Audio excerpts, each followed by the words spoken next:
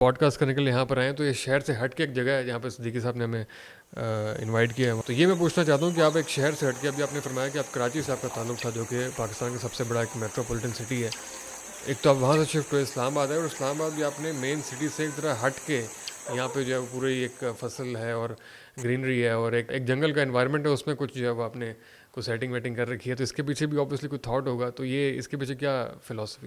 اس ہنگامے سے، شور شرابے سے اور جدید شہری زندگی کی جو روش ہے اس سے جس حد تک اپنے آپ کو نکال سکتے ہیں، تو اس کی ایک ادھوری سی کوشش ہے. اصل میں ہوا یہ ہے کہ وہ جو شور ہے اور وہ جو ہنگامہ ہے، وہ جس طبیعت کو راس آتا ہے نا، اسی حد تک اس طبیعت کے ساتھ مسئلہ ہے. یعنی اصولی طور پر انسان کو فطرت اور خاموشی اور فطرت کا جو حسن ہے وہ انسان کو یعنی پسند آنا چاہیے، اور انسان کی خواہش ہونی چاہیے کہ اس سے قریب زندگی گزارے.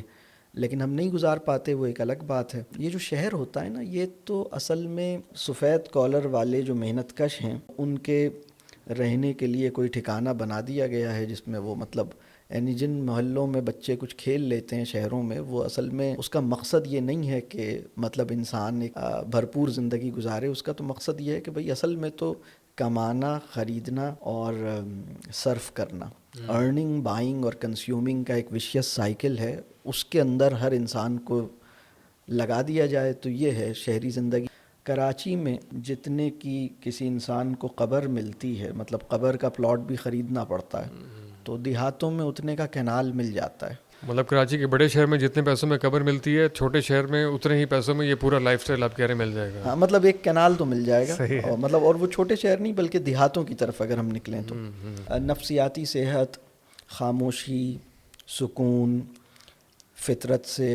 اب جیسے پاکستان ہے، پاکستان میں سورج نکلتا ہے.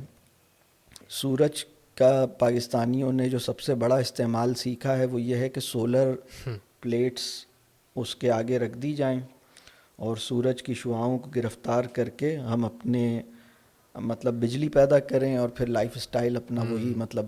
لیکن ہمیں بھی اس کی ضرورت ہے، ہمارے خلیوں کو بھی وائٹامن ڈی چاہیے ہوتا ہے.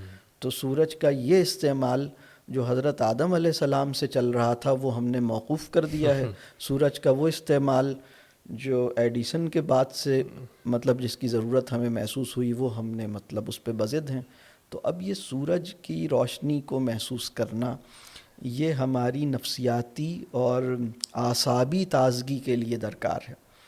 باد نسیم کیا ہوتی ہے لوگ نہیں جانتے، اور جب اس کا تجربہ نہیں کیا تو وہ ساری شاعری جس میں باد نسیم کا کوئی حوالہ موجود ہے وہ سب ایک غیر متعلق ارریلیونٹ ہو گیا نا. مطلب وہ آپ کا ذاتی ایکسپیرینس اس بارے میں کیا رہا؟ آپ نے شہر میں بھی زندگی گزاری، آپ نے گزشتہ چند سالوں سے یہاں پہ بھی زندگی گزاری. آپ کی زندگی پہ، آپ کے سوچ و فکر پہ، آپ کے دماغ پہ اس کا کیا اثر ہوا؟ آپ نے کوئی اس کا آبویسلی اس کو انالائز کیا ہوگا کچھ نہ کچھ. وقت بہت ہوتا ہے الحمدللہ. اچھا، ماشاء اللہ کا بہت احسان ہے. مطلب وقت میں بہت برکت ہوتی ہے. بہت سارے کام، بہت ساری باتیں کرنے کے بعد بھی، اور توانائی بھی ختم نہیں ہوتی اور وقت بھی ختم نہیں ہوتا. دن بھی ختم نہیں ہوتا اور توانائی بھی ختم نہیں ہوتی، واہ. اور ہمارے کام مکمل ہو چکے ہوتے ہیں الحمدللہ. اور شہروں میں اس کا الٹا ہوتا ہے، توانائی بھی شہر ختم ہو میں جاتی ہے، انرجی ڈرین ہو جاتی ہے اور ٹائم بالکل نہیں ہوتا. دن ختم ہو جاتا ہے، توانائی ختم ہو جاتی ہے اور کام ناتمام رہتے ہیں. یہ شہر ہے. تو الحمدللہ بہت بہتر محسوس کرتے ہیں، بہت بہتر. مطلب اس کا موازنہ نہیں کیا جا سکتا. جو خاموشی ہے، کچی زمین پہ چلنے کا لطف ہے.